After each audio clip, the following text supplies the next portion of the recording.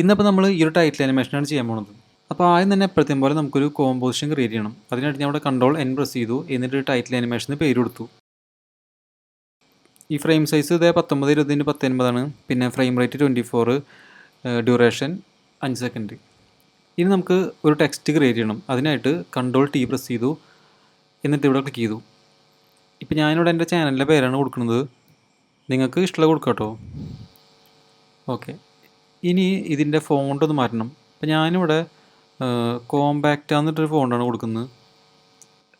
ഇനി ഇതിൻ്റെ സൈസ് ഒരു 250 കയറ്റി കൊടുക്കാം. പിന്നെ ഇതിൻ്റെ ഫോൺ സ്റ്റൈലൊന്ന് മാറ്റിയിട്ട് ഇറ്റാലിക് ആക്കണം. നമുക്ക് ഈ 250 മാറ്റിയിട്ട് 300 കൊടുക്കാം കേട്ടോ, കുറച്ചുകൂടി വലുതാക്കാം. ഓക്കെ, ഇനി നമുക്ക് ഇതിന് സെൻറ്ററിലേക്ക് അലൈൻ ചെയ്യാം. അതിനായിട്ട് ഇവിടെ അലൈനിലേക്ക് വരിക, എന്നിട്ട് ഹൊറിസോണ്ടൽ വെർട്ടിക്കലായിട്ട് സെൻറ്ററാക്കി കൊടുക്കുക. ഇനി നമുക്ക് ഈ ഒരു ടെക്സ്റ്റിന് ടെക്സ്ചർ അപ്ലൈ ചെയ്യണം. അതിനായിട്ട് ഞാനിവിടെ 2 ഇമേജ് ഡൗൺലോഡ് ചെയ്ത് വെച്ചിട്ടുണ്ട്. അപ്പോൾ അതിൽ നിന്ന് ആദ്യത്തെ ഒരു ഇമേജ് ഇങ്ങോട്ട് ഇമ്പോർട്ട് ചെയ്യാം. എന്നിട്ട് ഇതിനൊരു എഫക്റ്റ് കൊടുക്കണം. അതിനായിട്ട് ഇവിടെ എഫക്റ്റ് ആൻഡ് പ്രിസെറ്റിലേക്ക് വന്നിട്ട് സെറ്റ് മേറ്റ് എന്ന് സെർച്ച് ചെയ്യുക. എന്നിട്ട് അതിങ്ങോട്ട് നമ്മുടെ ലെയറിന് അപ്ലൈ ചെയ്യുക. ഇനി ഇവിടെ ഈ ടേക്ക് മേറ്റ് ഫ്രം ലെയർ എന്നുള്ളതില്ലേ, അത് മാറ്റിയിട്ട് നമ്മുടെ ടെക്സ്റ്റിൻ്റെ ലെയർ കൊടുക്കുക. ഓക്കെ, ഇപ്പോൾ ഇത് ടെക്സ്റ്റിൻ്റെ കറക്റ്റ് സൈസല്ല. അപ്പോൾ അത് വരാനായിട്ട് ഇവിടെ ഈ സ്ട്രെച്ച് മാറ്റ് ഫിറ്റ് എന്നുള്ളതില്ലേ, അതൊന്ന് അൺടേക്ക് ചെയ്ത് കൊടുത്താൽ മതി. ഓക്കെ, ഇപ്പോൾ കറക്റ്റ് ആ ടെക്സ്റ്റിൻ്റെ അതേ സൈസിലേക്ക് വന്നിട്ടുണ്ട്. ഇനി നമുക്ക് അടുത്തൊരു ഇമേജ് ഇമ്പോർട്ട് ചെയ്യാം. എന്നിട്ട് അതിനും ഇതേ സെയിം സംഭവം തന്നെ കൊടുക്കണം. അപ്പോൾ അതിനായിട്ട് നമ്മൾ താഴത്തെ ലെയറിൽ നിന്ന് കോപ്പി ചെയ്താൽ മതി. അപ്പോൾ ഞാനത് കൺട്രോൾ സി വെച്ച് കോപ്പി ചെയ്തു. എന്നിട്ട് ഈ ലെയറിന് പേസ്റ്റ് ചെയ്തു. ഇനി നമുക്ക് ഈ ലെയർ എടുത്തിട്ട് ഇങ്ങോട്ട് താഴ്ത്തിക്ക് ഇടാം. എന്നിട്ട് ഈ മുകളിലത്തെ ലെയറിൻ്റെ ബ്ലെൻഡിങ് മോഡ് മാറ്റിയിട്ട് സോഫ്റ്റ് ലൈറ്റിലേക്ക് കൊടുക്കണം. ഇതിപ്പോൾ ഞാനിവിടെ ഈ 2 ഇമേജ് യൂസ് ചെയ്ത് ഇങ്ങനെ ചെയ്തോന്നിപ്പോൾ ഇങ്ങനെ ആയിപ്പോയതാണ്. നിങ്ങൾക്ക് എന്താ പറയുക, ഗൂഗിളിൽ നോക്കി കഴിഞ്ഞാൽ ഇഷ്ടം പോലെ ടെക്സ്റ്റിൻ്റെ ലെയറും കാര്യങ്ങളൊക്കെ കിട്ടും. ഇപ്പോൾ ഈ ഗോൾഡിൻ്റെ ടെക്സ്റ്റൊക്കെ ഉണ്ടാവില്ല, അപ്പോൾ അതൊക്കെ വെച്ച് ചെയ്യാവുന്നുള്ളൂ. ഇതിപ്പോൾ ഞാനിങ്ങനെ ഈ 2 ലെയർ മിക്സ് ചെയ്തിട്ട് നിങ്ങൾക്ക് സംശയം തോന്നേണ്ട കാര്യമൊന്നുമില്ല. ഇനി നമുക്ക് ഈ 2 ഇമേജിൻ്റെ ലെയർ ഓഫ് ചെയ്തിടുക. ഈ ടെക്സ്റ്റിന് ചെറിയൊരു ആനിമേഷൻ കൊടുക്കണം. അത് ശരിക്കും പറഞ്ഞാൽ ആദ്യം ചെയ്യേണ്ടതായിരുന്നു. ഇങ്ങനെ ചെയ്താലും കുഴപ്പമൊന്നുമില്ല. അപ്പോൾ അതിനായിട്ട് നമ്മൾ ഈ ടെക്സ്റ്റിൻ്റെ പ്രോപ്പർട്ടീസിലേക്ക് വരിക. എന്നിട്ട് ഇവിടെ ഈ ആനിമേറ്റ് എന്നുള്ള ഓപ്ഷൻ കണ്ടില്ലേ, അതിൽ ഈ പൊസിഷൻ എടുക്കുക. എന്നിട്ട് ഇതിൻ്റെ പൊസിഷൻ മാറ്റിയിട്ട് നമ്മൾ ഈ ടെക്സ്റ്റിനെ അങ്ങോട്ട് ഫ്രെയിമിൻ്റെ പുറത്തേക്ക് വയ്ക്കുക. അതായത് ടെക്സ്റ്റിൻ്റെ മെയിൻ പൊസിഷൻ അല്ല കേട്ടോ, നമ്മളിപ്പോൾ ഈ സെലക്ട് ചെയ്തില്ലേ ആനിമേറ്ററിൻ്റെ അകത്തുള്ള പൊസിഷനാണ് മാറ്റം വരുത്തുന്നത്. നിങ്ങൾ ഈ ടെക്സ്റ്റ് പിടിച്ച് ഇങ്ങോട്ട് നീക്കി വെച്ച് കഴിഞ്ഞാൽ അതിൻ്റെ ശരിക്കുള്ള പൊസിഷനിൽ നിന്നാണ് മാറ്റം വരിക. അപ്പോൾ അത് ചെയ്യരുത്, ഇവിടെ തന്നെ ചേഞ്ച് ചെയ്ത് കൊടുക്കണം. ഓക്കെ, ഇനി നമുക്ക് ഈ റെയിൻ സെലക്ടർ എന്നൊരു ഓപ്ഷൻ കാണാം. അതങ്ങോട്ട് എടുക്കുക. എന്നിട്ടിവിടെ ഈ ഓഫ് സെറ്റ് എന്നുള്ളതിനൊരു കീ ഫ്രെയിം കൊടുക്കുക. എന്നിട്ടിവിടെ -100 കൊടുക്കുക. എന്നിട്ടൊരു 1 സെക്കൻഡ് എത്തുമ്പോൾ 100 ആയിട്ട് കൊടുക്കുക. ആദ്യം -100 കൊടുത്തു, പിന്നെ 1 സെക്കൻഡിൽ വന്നിട്ട് 100 കൊടുത്തു. ഇനി ഇവിടെ ഈ അഡ്വാൻസ്ഡിലേക്ക് വന്നിട്ട് അവിടെ ഈ ഷേപ്പ് എന്നുള്ളൊരു ഓപ്ഷൻ കാണാം. അതിപ്പോൾ അവിടെ സ്ക്വയർ ആയിട്ട് കൊടുക്കുന്നുണ്ടാവുക. അത് മാറ്റിയിട്ട് റാമ്പ് അപ്പ് എന്നുള്ളത് കൊടുക്കുക. ഇപ്പം നമ്മുടെ ടെക്സ്റ്റിന് ഇതുപോലൊരു ആനിമേഷൻ വന്നിട്ടുണ്ട്. ഇനി ഒരു കാര്യം ചെയ്യാനുണ്ട്. അതിനായിട്ട് ഇവിടെ ഈ ആനിമേറ്റർ വേണമെന്നുള്ളതിൻ്റെ നേരെ വന്നിട്ട് ഇവിടെ ഒരു ആഡ് എന്നുള്ളത് കണ്ടില്ലേ, അതിൽ ക്ലിക്ക് ചെയ്തിട്ട് ഈ പ്രോപ്പർട്ടിയുടെ അകത്ത് സ്കെയിൽ എടുക്കുക.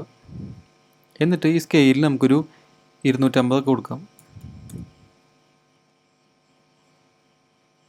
250 വേണ്ട, ഒരു 200 കൊടുത്താൽ മതി. ഓക്കെ, ഇനി നമുക്ക് ഈ ലെയറെല്ലാം കൂടി പ്രീ കമ്പോസ് ചെയ്യണം. അതിനായിട്ട് ഞാൻ അവിടെ എല്ലാ ലെയറും കൂടി സെലക്ട് ചെയ്യുന്നുണ്ട്. എന്നിട്ട് കൺട്രോൾ ഷിഫ്റ്റ് സി പ്രസ് ചെയ്തു. ഇവിടെ നമുക്ക് ടെക്സ്റ്റ് 1 പേര് കൊടുക്കാം.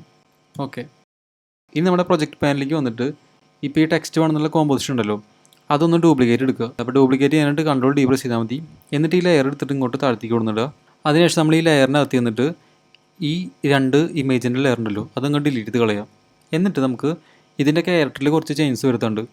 അപ്പോൾ അതിനായിട്ട് ഇവിടെ ഈ കളർ എന്നുള്ളത് നമുക്ക് ബ്ലാക്ക് കൊടുക്കാം, അതായത് ടെക്സ്റ്റിൻ്റെ മെയിൻ കളർ. എന്നിട്ട് നമുക്ക് ഈ സ്ട്രോക്കിൻ്റെ വിടുത്ത് ഇവിടെ ഒരു 5 ആയിട്ട് കൊടുക്കാം. കളർ നമുക്ക് കുറച്ചുകൊണ്ടൊന്ന് ഡാർക്ക് ഓറഞ്ച് കൊടുക്കാം. ഓക്കെ, ഇനി നമുക്ക് ഇതിനൊരു എഫക്റ്റ് ആഡ് ചെയ്യണം. അതിനായിട്ട് ഈ ലെയർ സെലക്ട് ചെയ്യുക. എന്നിട്ട് ഇവിടെ റൈറ്റ് ക്ലിക്ക് ചെയ്യുക. ഇവിടെ ഈ ജനറേറ്റിൽ ലൈറ്റ് ഷേപ്പ് എന്നുള്ള എഫക്റ്റ് കൊടുക്കുക. ഇനി നമുക്ക് ഇതിൻ്റെ ഈ ഡയറക്ഷൻ ഉണ്ടല്ലോ, അത് -180 ആയിട്ട് കൊടുക്കുക. പിന്നെ ഇവിടെ ഈ വിടുത്ത് എന്നുള്ളതൊരു 500 കൊടുക്കുക.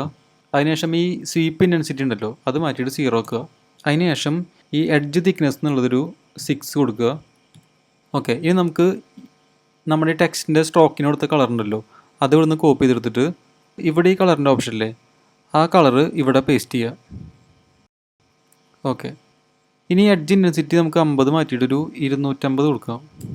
250 വേണ്ട, ഒരു 200 കൊടുക്കാം. ഓക്കെ, ഇനി അടുത്തായിട്ട് ചെയ്യേണ്ട കാര്യം എന്താണെന്ന് വെച്ച് കഴിഞ്ഞാൽ നമ്മുടെ ഈ മുകളിലത്തെ ടെക്സ്റ്റിൻ്റെ ലെയർ ഉണ്ടല്ലോ അതൊരു 3-4 ഫ്രെയിം ഇങ്ങോട്ട് നീക്കി വയ്ക്കുക. ഓക്കെ, ഞാനിപ്പോൾ ഒരു 5 ഫ്രെയിം നീക്കി വെച്ചിട്ടുണ്ട്. ഒരു ചെറിയ സംഭവം കൂടി ഉണ്ട് കേട്ടോ. നമുക്ക് ഈ ടെക്സ്റ്റിൻ്റെ ആനിമേഷൻ്റെ സ്പീഡ് ഉണ്ടല്ലോ അതൊന്ന് കുറച്ചുകൂടി കൂട്ടണം. അപ്പോൾ അതിനായിട്ട് എന്താ ചെയ്യുക വെച്ച് കഴിഞ്ഞാൽ നമ്മുടെ ഈ ടെക്സ്റ്റിൻ്റെ ലെയറിൻ്റെ അകത്ത് പോയിട്ട് ഈ ടെക്സ്റ്റിൻ്റെ കീ ഫ്രെയിം എടുത്തിട്ട് ആ കീ ഫ്രെയിം കുറച്ചും കൂടി നീക്കി വയ്ക്കണം. നീക്കി വയ്ക്കുമ്പോൾ ശ്രദ്ധിക്കുക, ഇതിപ്പോൾ ഞാൻ ഇതിൽ നീക്കി വയ്ക്കുന്ന അതേപോലെ തന്നെ നമ്മൾ ഈ രണ്ടാമത്തെ ടെക്സ്റ്റ് ലെയർ ഉണ്ടല്ലോ അതിനകത്തും നീക്കി വയ്ക്കണം. അപ്പോൾ അത് കറക്റ്റ് അറിയാനായിട്ട് ഞാനിപ്പോൾ ഇവിടെ ഒരു 18ാമത്തെ ഫ്രെയിമിലേക്ക് നീക്കി വയ്ക്കുന്നുണ്ട്. ഓക്കെ, ഇനി നമുക്ക് പഴയ ലെയറിൽ പോയിട്ട് അതും ഇതുപോലെ തന്നെ 18ാമത്തെ ഫ്രെയിമിലേക്ക് നീക്കി വയ്ക്കുക. ഇനി നമുക്ക് ഇതിനൊരു ECS കൊടുക്കാം. അതുപോലെ തന്നെ ഈ ലെയറിൻ്റെ കീ ഫ്രെയിമിനും ECS അപ്ലൈ ചെയ്യാം. ഇനി നമുക്ക് ഈ താഴത്തെ ലെയർ തൽക്കാലം ഓഫ് ചെയ്തിടാം. എന്നിട്ട് ഇതിന് കുറച്ച് എന്താ പറയുക എഫക്ട്സ് ആഡ് ചെയ്യാനുണ്ട്. അപ്പോൾ ആദ്യം നമുക്കൊരു ബെവൽ കൊടുക്കാം. ബെവൽ കൊടുക്കാനായിട്ട് എഫക്ട് കൺട്രോൾസിലേക്ക് വരിക. എന്നിട്ട് റൈറ്റ് ക്ലിക്ക് ചെയ്തതിന് ശേഷം ഇവിടെ ഈ പെർസ്പെക്റ്റീവ് ഉണ്ടല്ലോ അതിൽ ഈ ബെവൽ ആൽഫ കൊടുക്കുക. എന്നിട്ട് ഇത് നമുക്കൊരു 4 ഒക്കെ എഴുതി കൊടുക്കാം. അതായത് ഈ എഡ്ജ് തിക്നെസ് കളർ അങ്ങനെ തന്നെ കിടന്നോട്ടെ. ഇനി കളർ കറക്ഷനിലേക്ക് വന്നതിന് ശേഷം ഇവിടെ ഈ ലെവൽസ് എന്നുള്ളത് കൊടുക്കുക. എന്നിട്ട് ഇതിൻ്റെ എമൗണ്ട് കുറച്ച് കൂട്ടുക. ഓക്കെ, ഏകദേശം ഈ ഒരു കളറിലേക്ക് വരുന്ന രീതിയിൽ ഞാൻ സെറ്റ് ചെയ്തിട്ടുണ്ട്. അതുപോലെ തന്നെ ആ താഴത്തെ ലെയറിൽ കുറച്ച് യെല്ലോ കൂടിയിട്ടുണ്ട്. അപ്പോൾ അത് കുറയ്ക്കാനായിട്ട് നമ്മൾ ഈ ലെവൽസ് എന്നുള്ളത് കോപ്പി ചെയ്തിട്ട് ഈ താഴത്തെ ലെയറിനോട് അപ്ലൈ ചെയ്യുക.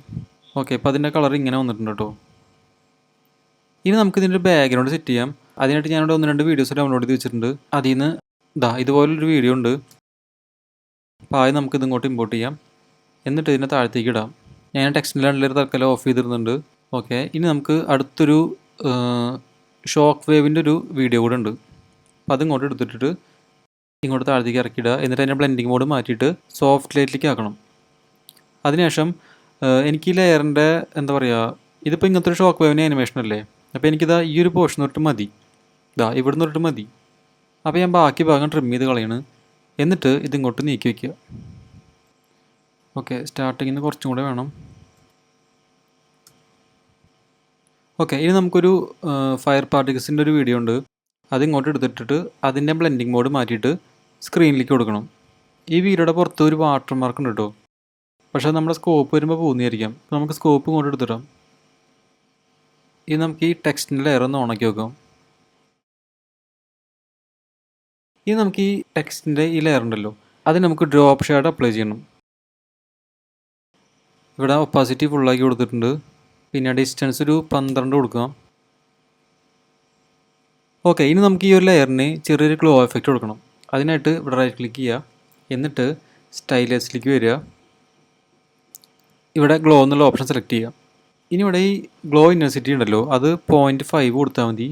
പിന്നെ ഈ ഗ്ലോ റേഡിയസ് നമുക്കൊരു 100 കൊടുക്കാം.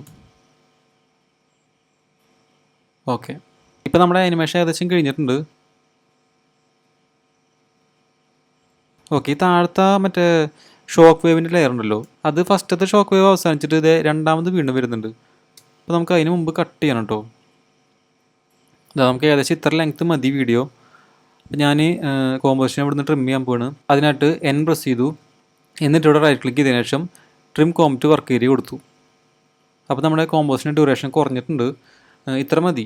ഇനിയിപ്പോൾ ഇത് ചെയ്യാനുള്ളത് ചെറുതായിട്ടൊരു മൂവ്മെൻറ്റ് കൊടുക്കണം. പിന്നെ ചെറുതായിട്ടൊന്ന് കളർ കറക്ഷൻ ചെയ്യണം. അപ്പോൾ അത് ഞാൻ എന്തായാലും ഈ വീഡിയോയിൽ ഉൾപ്പെടുത്തുന്നില്ല, കാരണം അത് നിങ്ങൾക്ക് ഈസി ആയിട്ട് ചെയ്യാവുന്നുള്ളൂ.